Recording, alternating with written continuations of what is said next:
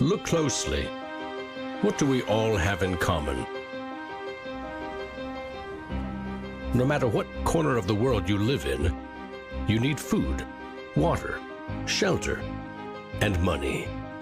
Half of every transaction involves money in exchange for goods or services, stocks, a loaf of bread, illegal drugs. You gotta pay for it. We spend much of our lives chasing money to make a living and accomplish our dreams. But it's also an instrument of destruction. Some might say evil, driving criminals to lie, steal, and even murder. The existing banking system extracts enormous value from society, and it is parasitic in nature.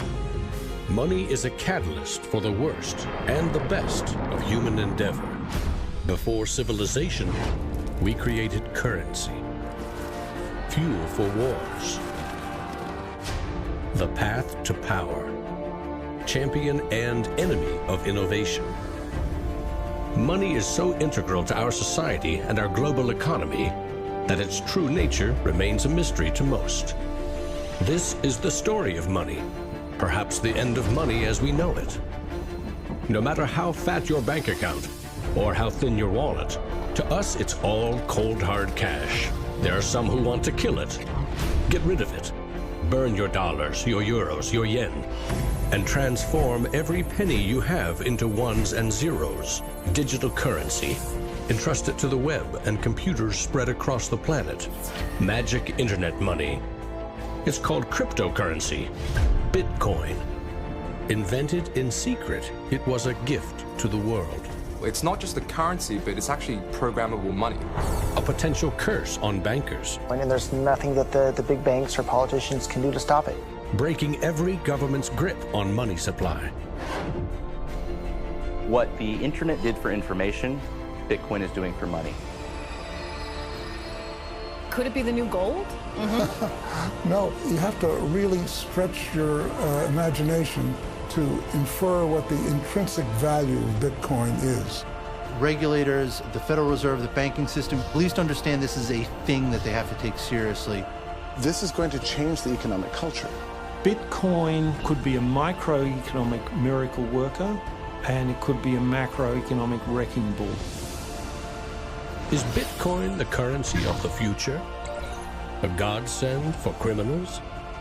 Or a recipe for financial disaster?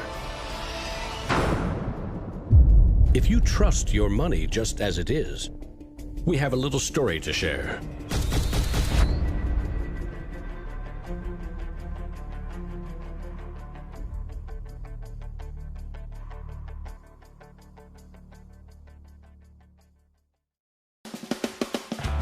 Once upon a time, there was a big party with everyone standing around the punch bowl, drunk. Politicians credited the strong economy to their wise decisions. Businesses jumped into new profitable markets, ignoring risk. In fact, the experts said there was no risk. Then, troubling market data from minor countries spooked the markets. Rumors spread. More bad news rattled housing prices at the heart of the financial world. A major bank went insolvent. Investors and businesses made a run on the other banks, demanding their cash deposits. The largest financial institutions in the center of the modern world were frozen. Assets were seized. Banks foreclosed. A credit crunch threatened the entire world economy. And then, finally, the government stepped in. The largest bank bailout ever. Swift action by the head of state had saved the day. Remember that? No, you don't. It happened 2,000 years ago. Rome, 33 AD. Ground zero for the first recorded liquidity crisis and government bailout in history. The largest empire the world had ever seen was brought to its knees by a banking disaster. Emperor Tiberius used money from the national treasury to bail out the country's troubled banks and companies. History may not repeat itself, but it certainly rhymes. Badly. People in power and their money have always been at the very center of it.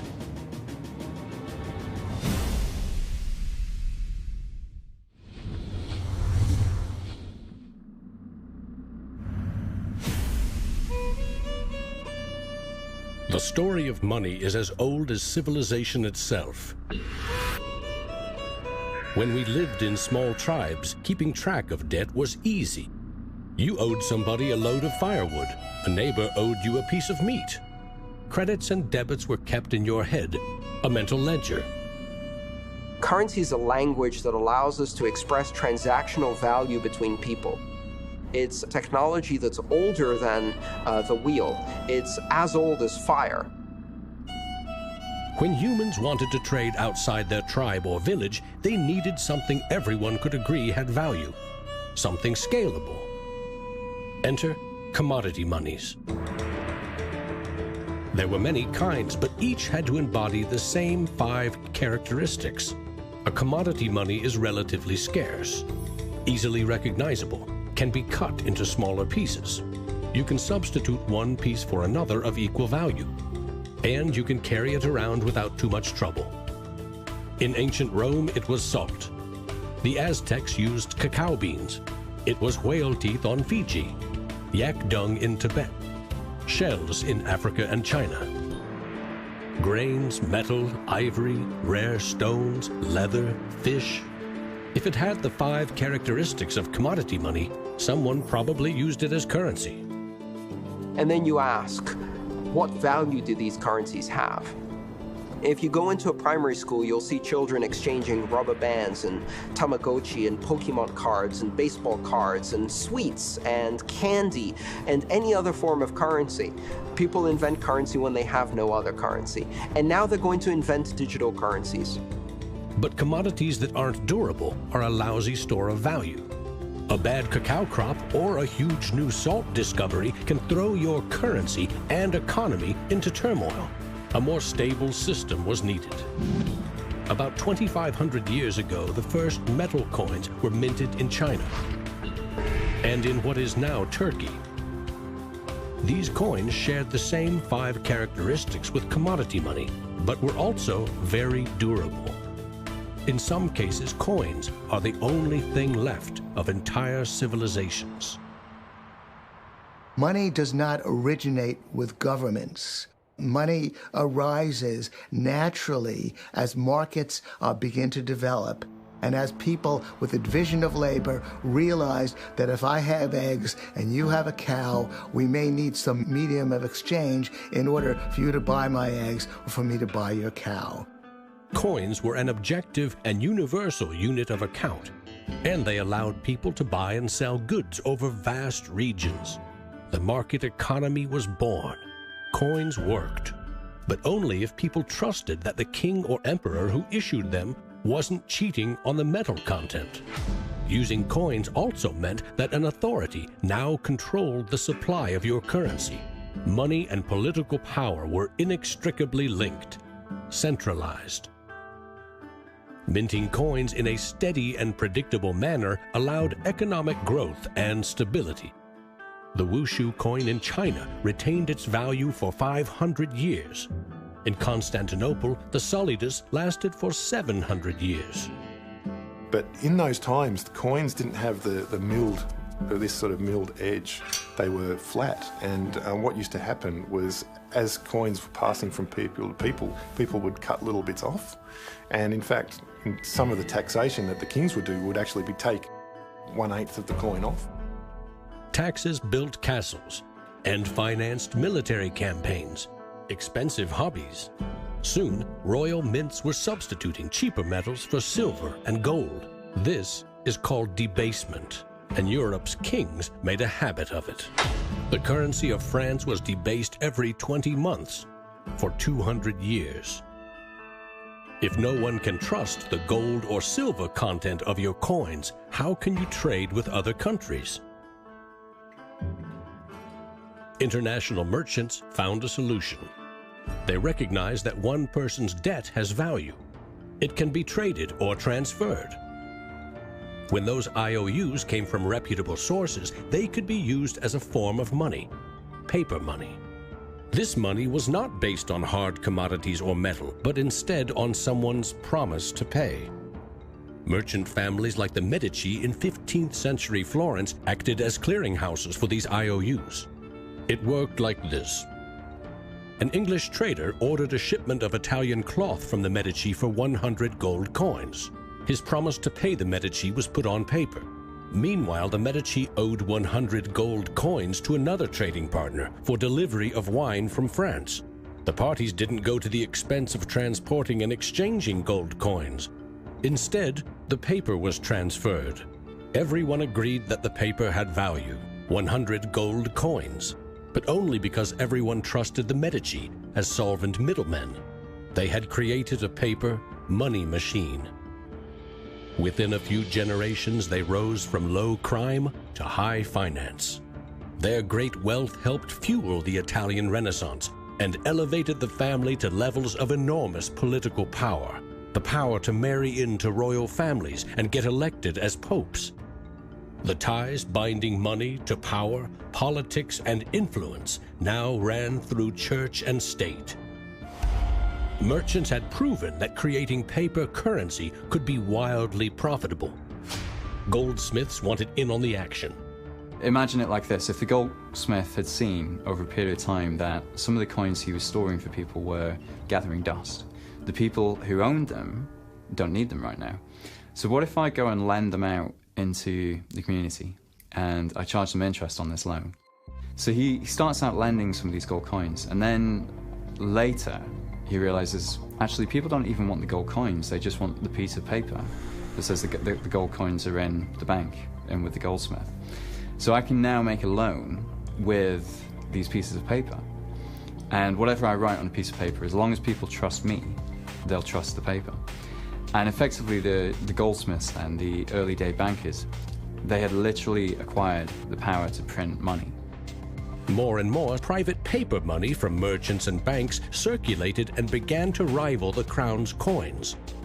The power inherent in controlling and issuing money began slipping away from the rulers.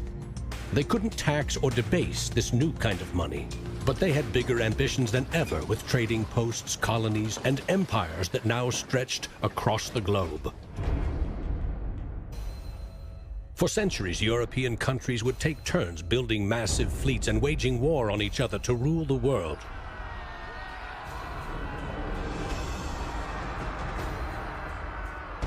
Government wanted to take the people's money in order to finance its wars. That's essentially the history of money. Money and warfare go together. War is expensive. 1 year's income taxes simply aren't enough. Kings and queens had to borrow money against future taxes. They needed a groundbreaking financial innovation: government bonds. The loans came from rich merchant families and goldsmiths, who by now had become powerful financiers and bankers. Sovereign debt and deficit spending had been born.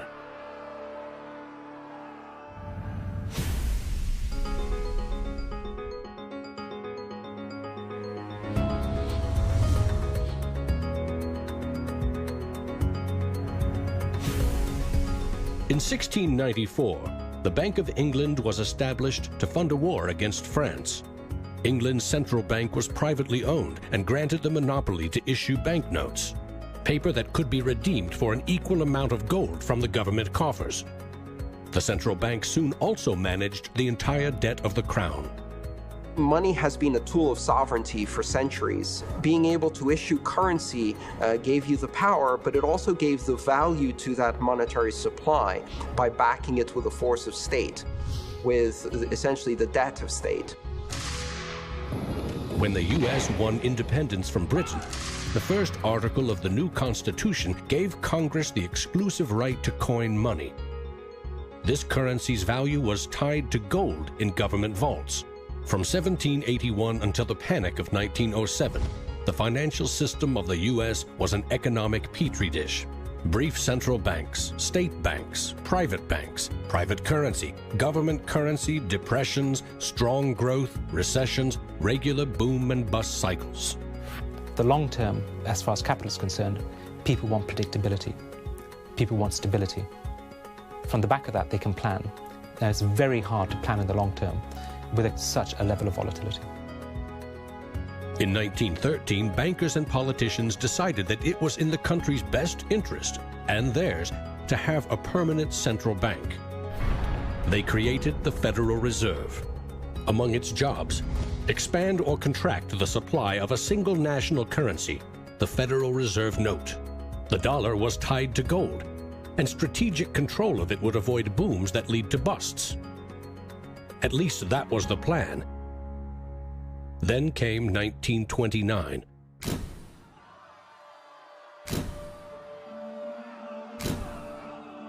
The Great Depression would have a profound effect on monetary policy worldwide. I shall ask the Congress for the one remaining instrument to meet the crisis: broad executive power. Soon, the Fed had printed nearly all the money it legally could to pump life back into the economy. It needed gold to fire up the mint. So in 1933, President Roosevelt issued a controversial executive order, forcing all U.S. citizens to sell their gold to the Federal Reserve at a fixed price, or go to prison. The Fed offered far more cash to foreign governments for their gold. Many jumped at the offer. Gold flowed in, and dollars spread across the globe.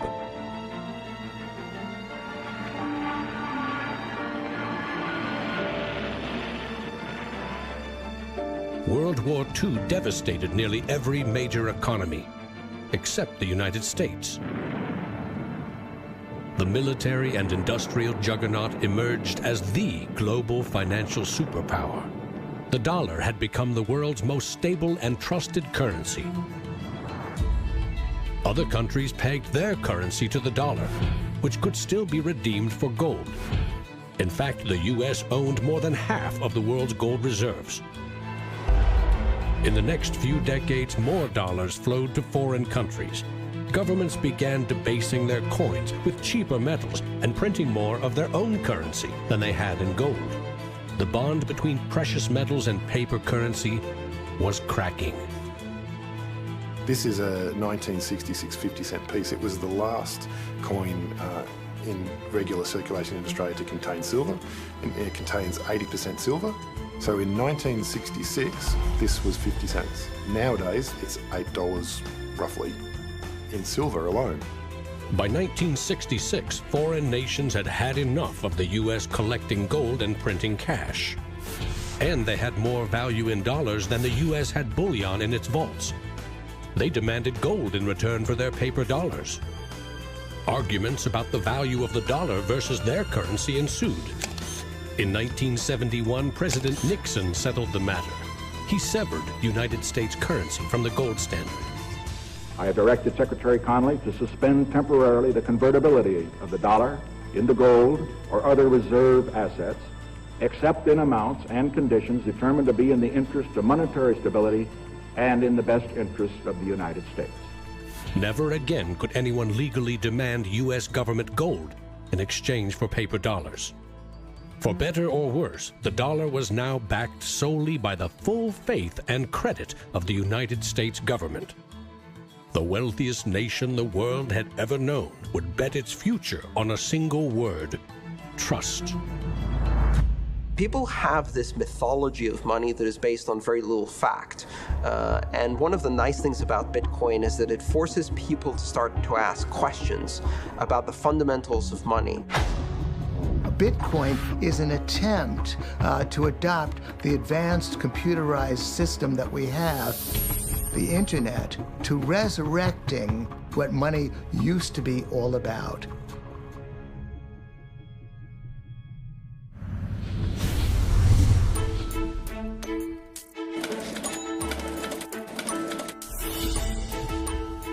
I think our dollar policies, our monetary policies, our fiscal policies have absolutely created a nation of debtors. Not just personal debt, not just corporate debt, but government debt. I mean, you have to look at those all together as one big thing. What is the wealth of the nation? Well, the wealth of the nation is a gigantic hole of money that we owe to the rest of the world that is never going to be paid back. Today, the United States pays more than $400 billion in interest to its creditors every year. When a government spends more money than it collects in taxes, it simply borrows more, or it creates more. At one time, every piece of paper money was backed by gold. Remember, for every $20 bill, there was $20 worth of gold in a government vault. Not anymore. Today, governments create currency by first creating bonds or treasury bills. These bonds are sold in the market, generating funds for the government that issued them. Large banks buy U.S. bonds to flip them, selling them to the Federal Reserve at a profit. This is the magic money machine. You see, the Fed is America's central bank, but it doesn't have any money. No cash on its balance sheets. When a bank buys a bond and takes it to the Federal Reserve, the Fed simply says, "Thank you, Mr. Banker. Here's the principal and some profit." New money isn't exchanged. It simply appears on the bank's accounts. Magic. For 100 years and counting, the precise mechanisms of these bond purchases have remained a secret. Here's where it gets really interesting. The Federal Reserve is not a government agency. It's a private entity, and its shareholders are banks which earn a dividend. As much as $80 billion per year total are paid out to some of the very same banks that sell the government debt to the Fed. Which banks? Don't even bother asking. That's also a secret. In other words, the magic money machine answers to no one. The Fed also sets the bar for how much interest you pay for a car, home, or business loan. The Federal Reserve has been given the impossible task of trying to run the credit and monetary system as though we are the Soviet Union. It's the central planner for the key aspect of capitalism, which is how money and credit is allocated. The Federal Reserve, on balance, does not help the economy. On balance, it hurts the economy. And it's bound to make mistakes, even with the best of intentions. The Fed is also supposed to boost employment with low interest rates, encouraging people and businesses to buy more goods and services. Governments getting involved in money is a good thing, and it's also a bad thing. It's a good thing because money is the arteries of the economy, the blood supply of the economy. Markets are subject to bouts of euphoria and despair, and it makes sense for governments to back currency and manipulate it. Moving the money supply up and down is the most powerful way to sedate that boom and bust cycle. Manipulating the supply of money has short-term and long-term consequences.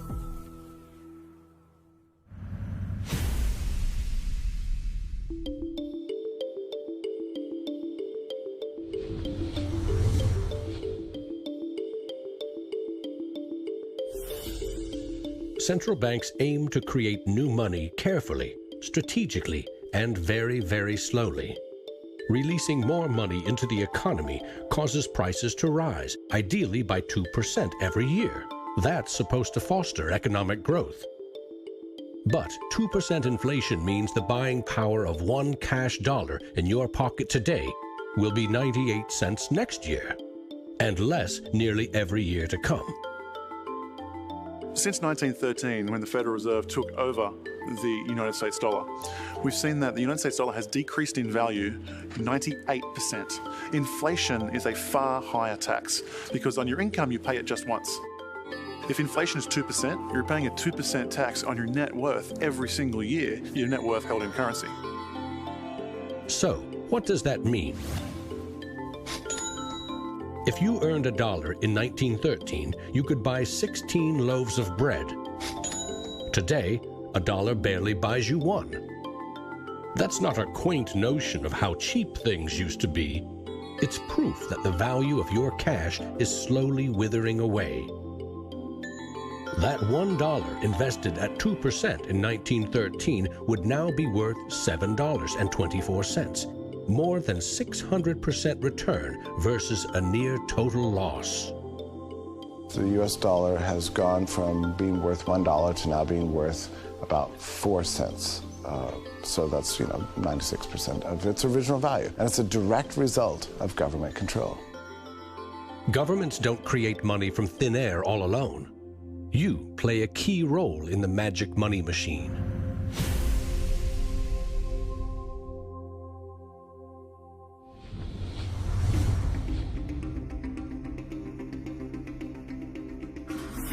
It's not really the central banks that are the problem.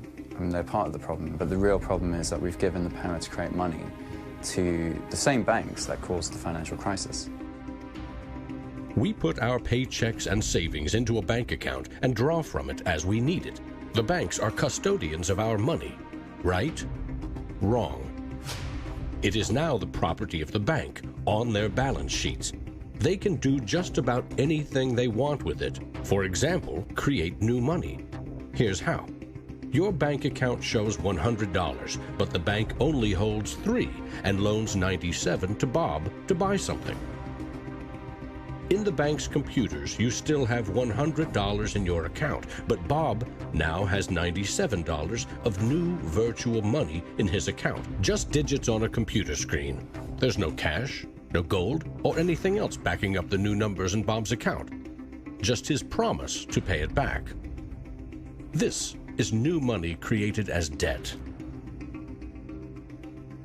When those $97 are spent, say in a shop, the shop owner deposits into another bank, and it is lent out again, and again, and again. And each of these people have numbers in their accounts showing that they own this money.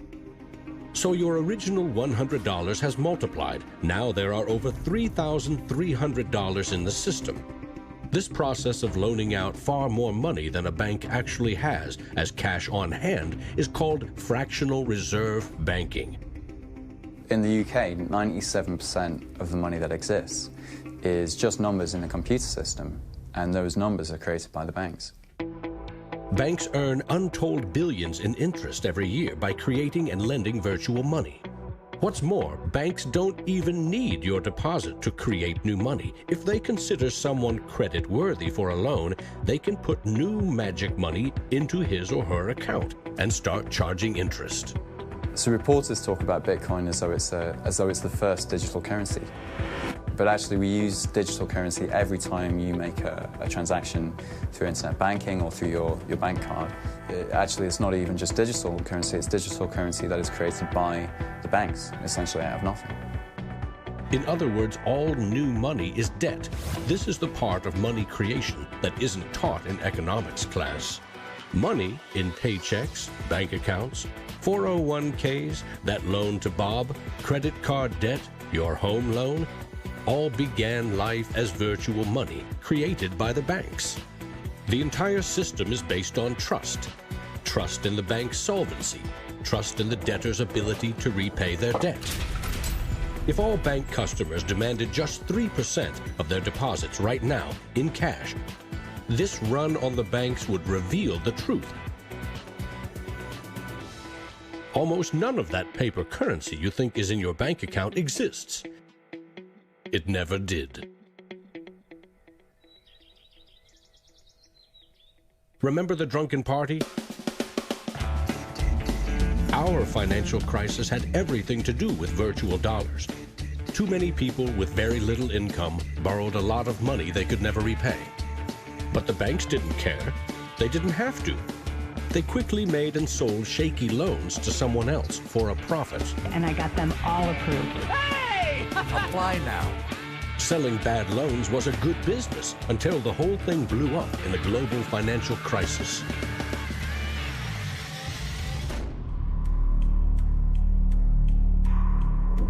The magic money machine destroyed 30 million real jobs. The United States alone lost $16 trillion in household wealth, and the banks foreclosed on more than 1 million homes.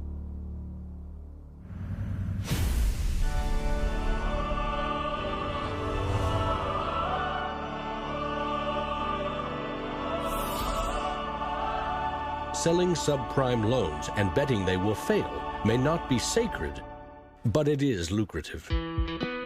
As much as 1/4 of our best and brightest are being lured by the siren call of the money machine. Instead of science, engineering, or medicine, they chose a career betting with other people's money. To get rich quick, very rich. And sometimes they take shortcuts. Getting by on a nickel and a dime. Money has a funny way of bringing us down. They say it makes the world go round and around. My ancestors in Greece talked about the corrupting influence of power. And nothing has changed in these 3,000 years. When you give control over massive amounts of money to a few individuals, they will take advantage of that control. Banks today are factoring in fines and money laundering and all the rules that they break into their cost of doing business. JP Morgan is today coming out and saying that Bitcoin is not a legitimate way of doing business. Banks today are tied into a system that is completely rigged to basically harvest money from the entire global economy and pump it into the hands of very few. Don't get consumed by greed. The existing banking system is cozy, it's captured the regulators, it extracts enormous value from society without delivering anything in return, and it is parasitic in nature. The banks play a very pivotal role in an economy. You look at any successful economy, it has successful banks. There's a very close correlation with banking profits and the economy as a whole. In medieval Europe, a banker who couldn't repay depositors was hanged. Today, that same banker would get bailed out, paid bonuses, and enjoy some tax benefits too. To date, no senior U.S. banking executive has been charged for selling the bad loans that fueled the Great Recession.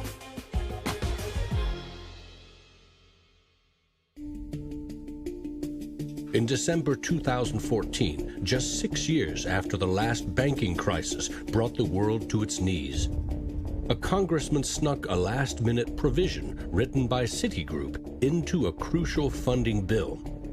The provision allows the largest U.S. banks to once again make risky derivatives bets with bank deposits. But no need to worry. If the banks implode again, lost deposits must be paid back by U.S. taxpayers.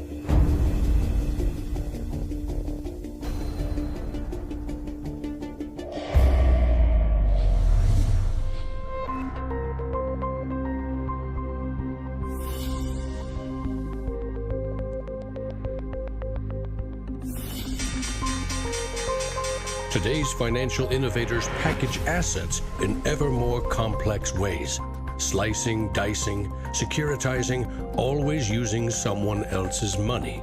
They sell debt, transfer risks, leverage bets. That's what they call innovation. When you're talking about financial innovation, Bitcoin certainly is a very good example of innovation. But there's also been other innovations that people a bit closer to the world of finance would cite as good examples. An example of that would be the original swaps market. From there moving on to the credit default swap. It is an excellent example of financial innovation, but also if it's used incorrectly, it can create a lot of problems, as we've just seen. History teaches that the most revolutionary and disruptive innovation nearly always comes from the fringe, not from corporate cubicles. True innovators see the world differently. They see the big picture, creating new products and entire systems that lead to new industries. Steve Jobs called them the square cogs in round holes. It's unsurprising that new innovations always come from a niche group of early adopters, because it is inherently very hard for many people to realize the benefits of new technologies.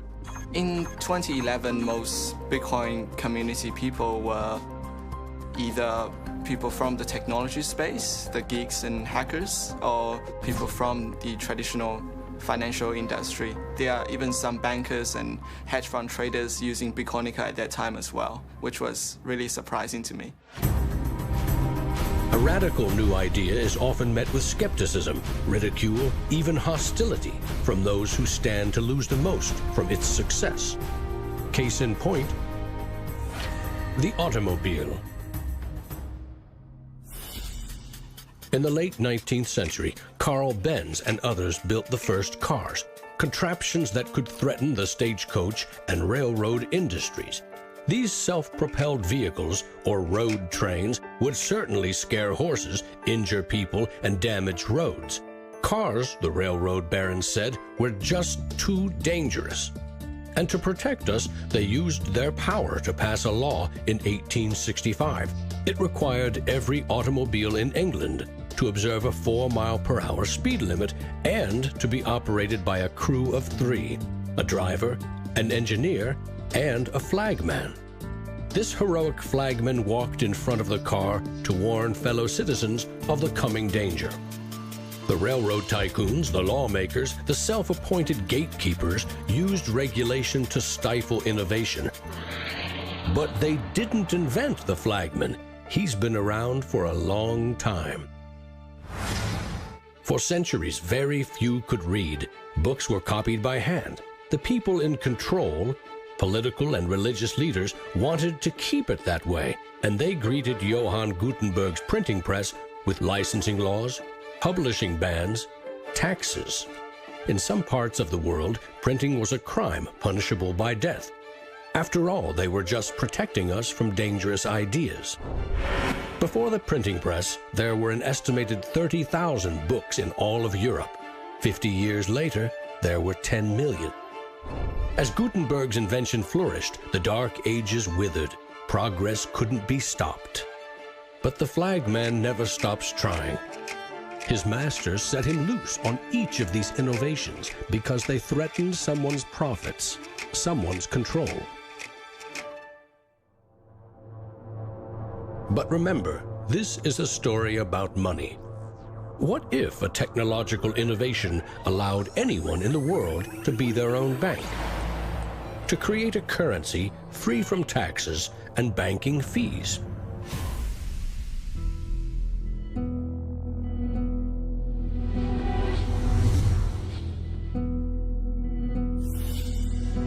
The U.S. Constitution forbids citizens from printing or minting their own currency, competing with or undercutting reliance on the U.S. dollar. In 1998, Bernard von Nothaus decided to test the resolve of the federal government. The Liberty Dollar was available in gold, silver, platinum, and copper. It was available in 3 forms, both in specie, in other words, gold and silver, in paper, as warehouse receipts, and in digital form. Obviously, the government didn't like it. They arrested me and convicted me of counterfeiting, fraud, and conspiracy, and I'm currently awaiting 22 years sentence in federal prison. Lesson learned. At a hackers convention in the Netherlands, there was a young hacker there who used the alias of Satoshi Nakamoto. And he talked to a friend of mine, and he identified the Liberty Dollar and me as inspiring him to create a new currency. Bernard von Nothaus's arrest for creating private money may also have inspired Bitcoin's inventor to keep a lower profile, publishing the invention under an alias and vanishing. Part of me is interested to know who Satoshi is. Maybe that's part of the mystique of the story. It's completely irrelevant to the functioning of Bitcoin because we have the code to read, but it would be kind of fun to know. Who is Archimedes? Who is Euclid? We don't know. We don't know if Euclid was one person or multiple people. And you know what? It doesn't matter. Euclidean geometry works whether I know who Euclid was or not, whether Euclid was a moral and good person or whether he was a corrupt plutocrat and a bastard. Science and mathematics have essential truth that stands alone, irrespective of its inventors and irrespective of their motives. Well, Bitcoin is a system based on mathematical truths, and these mathematical truths stand alone. We can read the source code in Bitcoin and understand it, and it will be true whether Satoshi Nakamoto is a man, a woman, a collection of individuals, a government agency, or aliens from the future. Bitcoin is digital currency and computer software. Capital B Bitcoin is the shared code that creates a global payment network using computers connected to the internet. Bitcoins are virtual currency, digital money created, stored, and exchanged on that network. But unlike virtual dollars created by a banker, this new currency was created with math by an anonymous inventor. Bitcoin is an open-source software protocol like much of the code supporting the internet and email. Open source means anyone, everyone, can use the protocol. No one person or company can control it. Every change to the software is public, open, and transparent. The code was first developed by Satoshi. Then there were dozens, now hundreds, of programmers constantly collaborating to improve Bitcoin's features and security. So what makes Bitcoin a breakthrough? It tackles an ancient human dilemma and solves a computer science problem. Any shared information or data can be flawed, corrupted. Anything can be faked. How do we know that what we're receiving can be trusted? In our traditional mindset, it's very important to know who is behind this currency because their reputation is significant in knowing that our funds and the true wealth is actually safe. In finance, we rely on trusted third parties like banks, credit card companies, remittance services. They keep track of money as it moves from one account to another, and they charge us handsomely for it. We trust that their digital ledgers of credits and debits balance. A financial system that cuts out these middlemen could be faster, cheaper, and more secure. But Bitcoin is digital. Music and movies are easily pirated, copied, stolen. How can a digital currency retain value if anyone can make 1 million copies?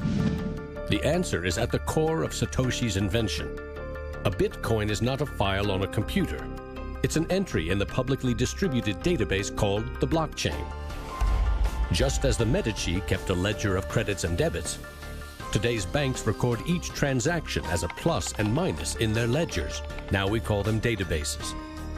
Bank accounts are replaced by a digital wallet that you alone control. Bitcoin's ledger is the blockchain, a record of every Bitcoin in existence and every Bitcoin transaction ever made. It always balances because no Bitcoin ever leaves it. When a Bitcoin is sent from one digital wallet to another, what they are really sending is control over that part of the database. Code that is a unique key for the new owner. As the network processes transactions, it constantly synchronizes the one ledger across the global network.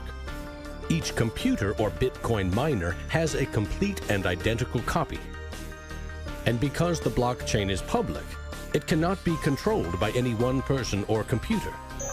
Owners of the Bitcoin mining computers are rewarded with new Bitcoins for processing transactions and keeping the network secure.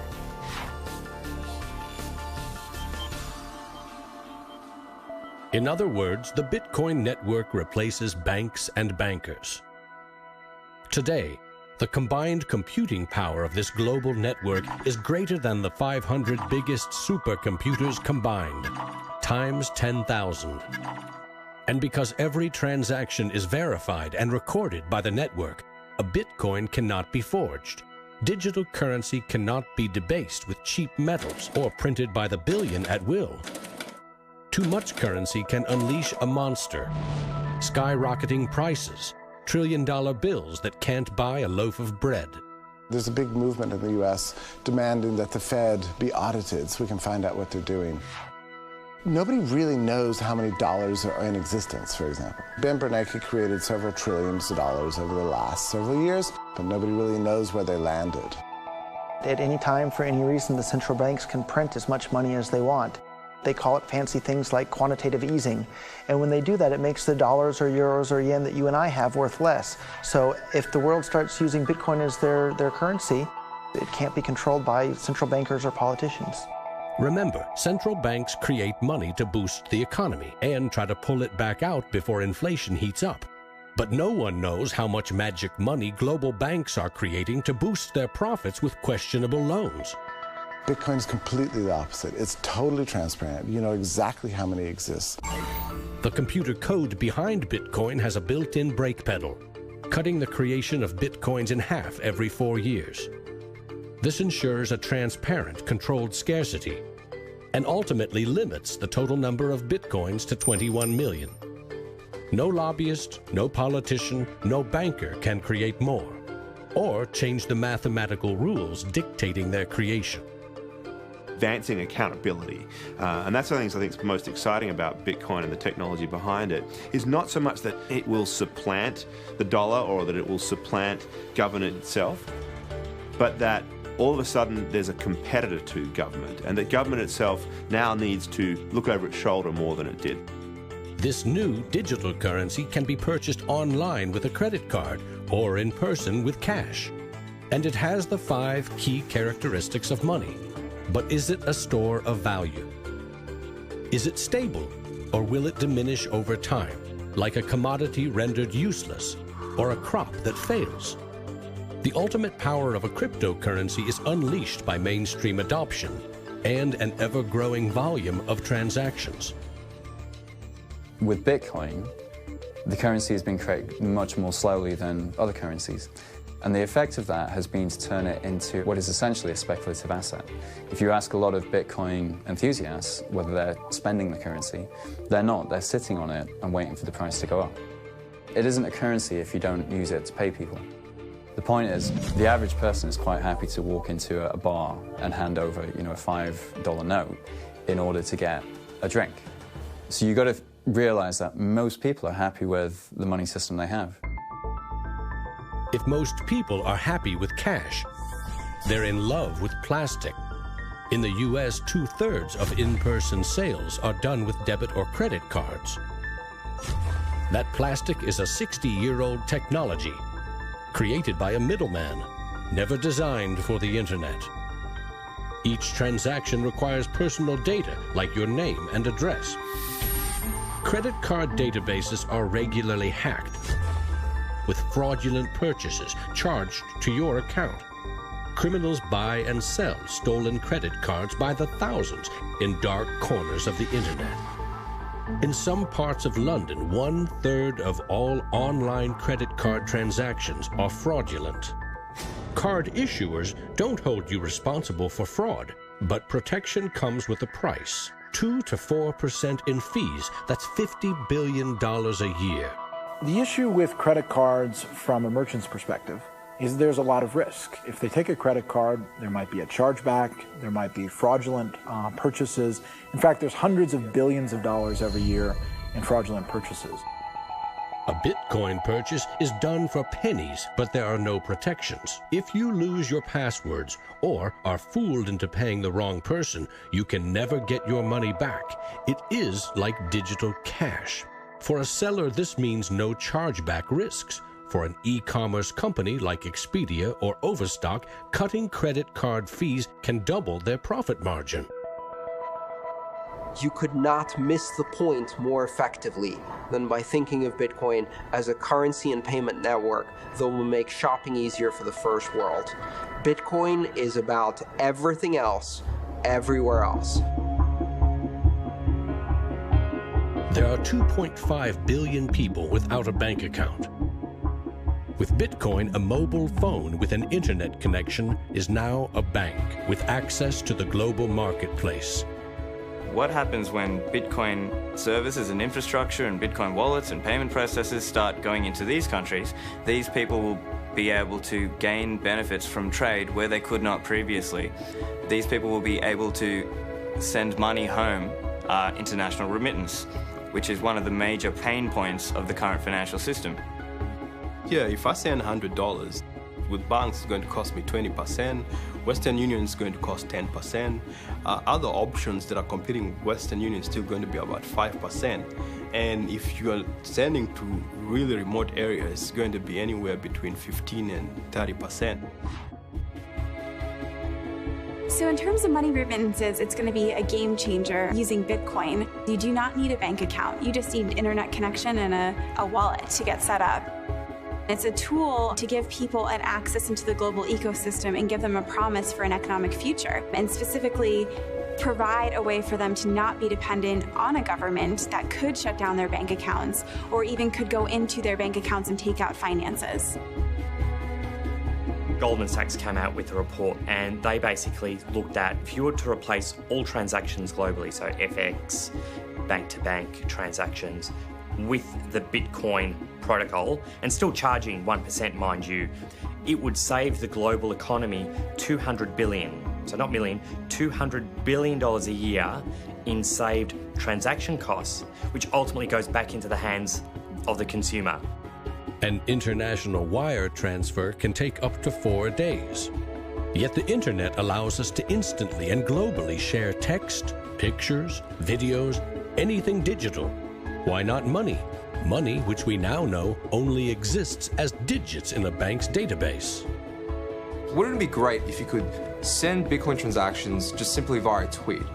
For example, you would say at the end of money, $1 worth of Bitcoin.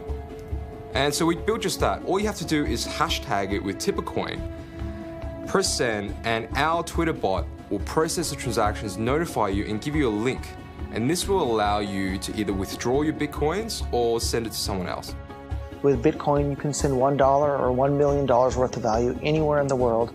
You can do it for free, or you pay the Bitcoin network fee, which is still just around a penny. And there's nothing that the big banks or politicians can do to stop it. A cryptocurrency that can only be created and transferred with computer networks may be the next step of the digital revolution. The rise of machines, self-driving cars, drones, robots that rely less and less on humans.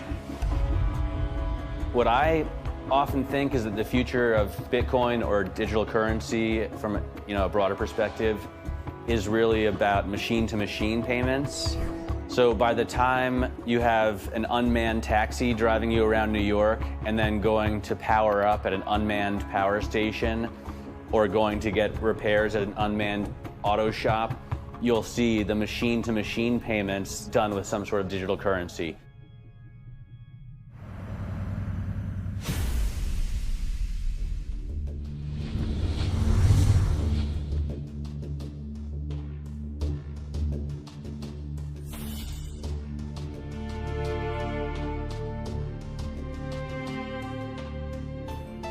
We actually built this world that we live in over the last 200 or 300 years. We've made some mistakes. We've learnt to make things better. The idea that there's some magic key, that if you just sort of stop doing a few things, that there'll be this perfect order that will settle, is a very childish, ideological delusion, in my opinion. But that is not to say that Bitcoin isn't an exciting thing. It's a terrifically exciting thing. But we have to try and engage with it with working minds, not with magical thinking. People are suggesting that it's going to be another world currency, rivaling the dollar or the euro or the yen. I think that's not going to happen. I prefer to trust the banks or the central government compared to the Bitcoin is because someone's accountable. Whereas with the Bitcoin, it's completely deregulated. There's no central control. There's no one held accountable. It is a free float. It's purely demand and supply driven. Mr. Williams? So clearly this is not a currency. Currencies don't behave like this. But what this is a high-risk speculative commodity. So for the entrepreneurs, the bankers, the governments, and everyone else studying and watching Bitcoin, all I have to say is that there will probably be a lot of volatility and an upward trajectory, and to buckle up.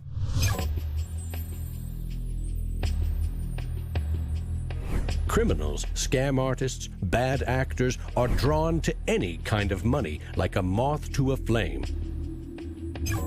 Silk Road was a marketplace that was online. It existed in the underground web. Now, this marketplace allowed people to sell things that were illegal to governments. Fake IDs, pirated music, Bibles in North Korea. Are cryptocurrencies inherently bad, or just the newest tool to acquire the forbidden? Porn is illegal in Iran. Well, there's a few percentage points of sales on Silk Road was to sell porn to Iranians. Now, a much broader one that gets a lot of press with regards to Silk Road is drugs. I've been doing research over the past couple of years into the online drug marketplaces in the darknet using Tor and Bitcoin as technologies to enable illicit drug transactions. We did a global survey of drug users, and we had over 20,000 people respond to that. And the majority of those people were buying traditionally illicit drugs, ecstasy, cannabis. The FBI brought down Silk Road. It certainly hasn't stopped the trading of illicit drugs online. A lot of people want to criticize Bitcoin for being used for illegal things or illicit things, but if you look at it, the most popular currency in the entire world for doing bad things is the US dollar.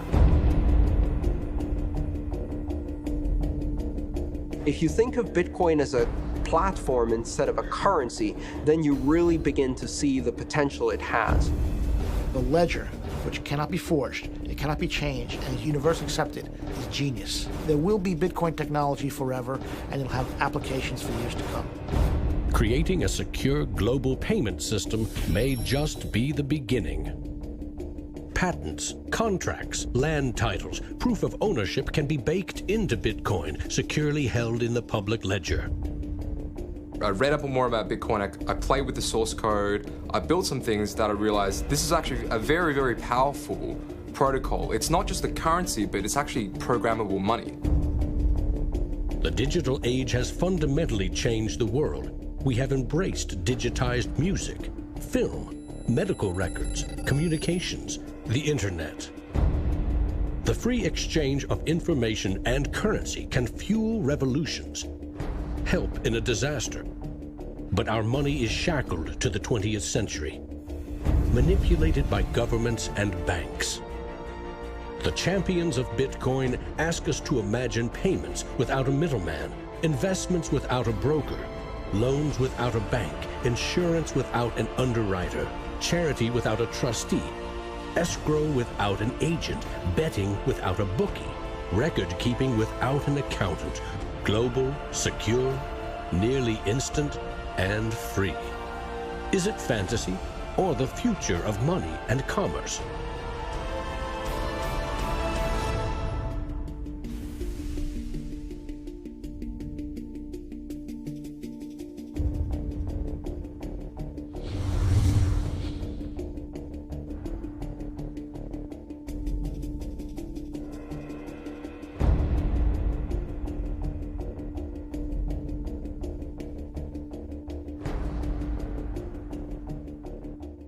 I love Bitcoins. I'm really into Bitcoin. Well, Satoshi Nakamoto, that's a name I love to say. And we don't know much about him, but he came to save the day. If you don't know what a Bitcoin is, right, usually the way people describe it is digital cash. It's money for the internet. Oh, Bitcoin, as you're going into the old blockchain. Oh, Bitcoin, I know you're going to rain, gonna rain. People are like, oh, I love my bank. I'm like, really? You ask a banker, you know what's 2 + 2? He's like, well, I can tell you, but there's a fee. Down the road it will be told about the death of old Mt. Gox, about traders trading altar coins and miners mining blocks. Now, Bitcoin is a new technology. I like to say it's banking light. All of the convenience, none of the evil.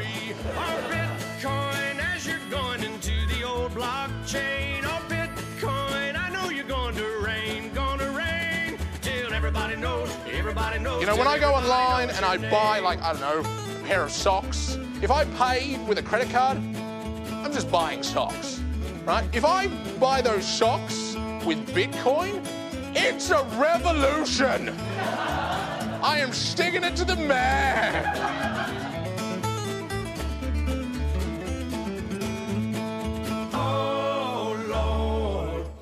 Me some more. There's always people who are not ready to get into the new technology. You know, like when the internet came out, there was people going, nah, I don't think this is going to be popular.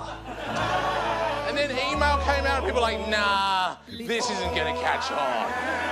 And now Bitcoin comes out and people are like, I don't think, I'm like, aren't you sick of being wrong? Get on this train, you know?